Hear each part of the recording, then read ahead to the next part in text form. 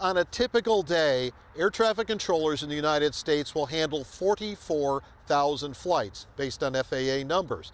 Those planes carrying 3 million passengers, a job that just gets more intense when the holiday travel season gets busy. On runway 8 right, a Boeing 787, its use of new carbon fiber composite technology allowing its wings to noticeably curve upward, takes to the air. Destination, Taipei. And the departure and takeoff is handled here in the high-tech air traffic control tower of Vancouver International Airport. I'm just north of the border in Canada, where the world of air traffic control can feel different.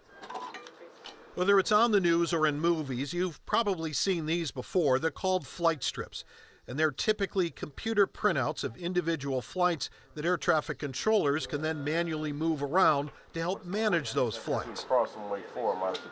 It's a system that works, and it's worked for a long time. Flying in the U.S. has never been safer. But you won't find them in the tower in Vancouver. There are strips here, but they're all electronic. See how this one changed color? Right. That's their indication to them that they're now talking to him. And these strips are animated. Boxes within them change. This flight to Seattle on hold because while it's sunny here, it's foggy down south. That block, they're waiting for a time, a flow time to go to Seattle. So by 2010, it was in use in every operational facility in Canada. C Dansereau manages tower terminal operations.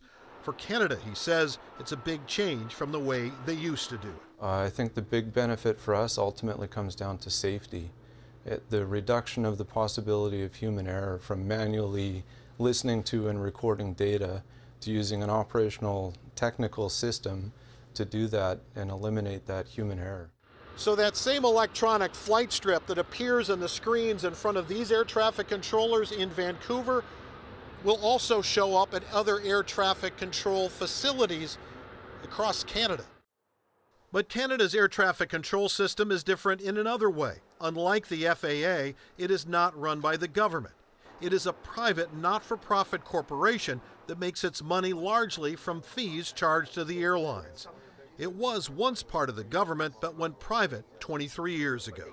It was a time when the country was really kind of strapped for cash. Mark Miller is an aviation journalist and pilot.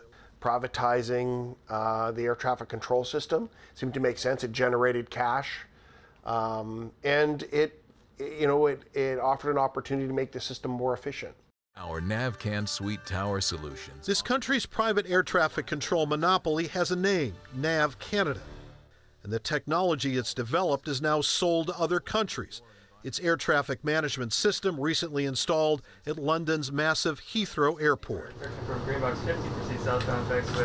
But with a much bigger system, in a country with 10 times the population, with more control towers and more bureaucracy, the U.S. FAA is catching up.